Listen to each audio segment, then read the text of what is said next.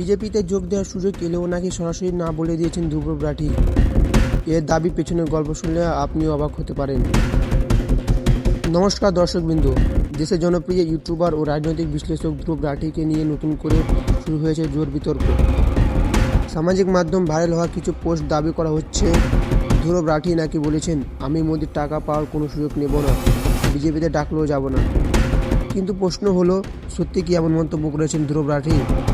বর্তমানে এই দাবিকে ঘিরে সোশ্যাল মিডিয়ায় চলছে তুমুল আলোচনা। একদিকে অনেকে ধ্রুব রাঠির অবস্থানকে সমর্থন করেছেন, অন্যদিকে অনেক দাবি করেছেন যে ভাইরাল পোস্টের তথ্য যাচাই করা খুবই প্রয়োজন।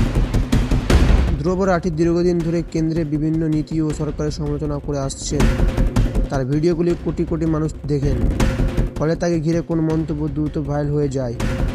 রাজনৈতিক মহলে মতে নির্বাচনের আগে এমন বক্তব্য দাবি জনমতের প্রভাব ফেলতে পারে। তবে এখন পর্যন্ত এই বিষয় নিয়ে কোনো আনুষ্ঠানিক বিবৃতি বা যাচাইকৃত তথ্য সামনে আসেনি। সুতরাং ভাইরাল পোস্ট দেখে কোনো সিদ্ধান্ত পৌঁছানোর আগে তথ্য যাচাই করা অত্যন্ত জরুরি। আপনার কি মতামত? ধ্রুব রাঠির নাম নিয়ে যে দাবি ভাইরাল হচ্ছে সেটি কি সত্যি নাকি শুধু সোশ্যাল মিডিয়া গুঞ্জন? কমেন্টে আপনার মতামত জানাবেন। ভিডিওটি ভালো লাগলে লাইক শেয়ার করুন এবং চ্যানেলটি সাবস্ক্রাইব করতে ভুলবেন না।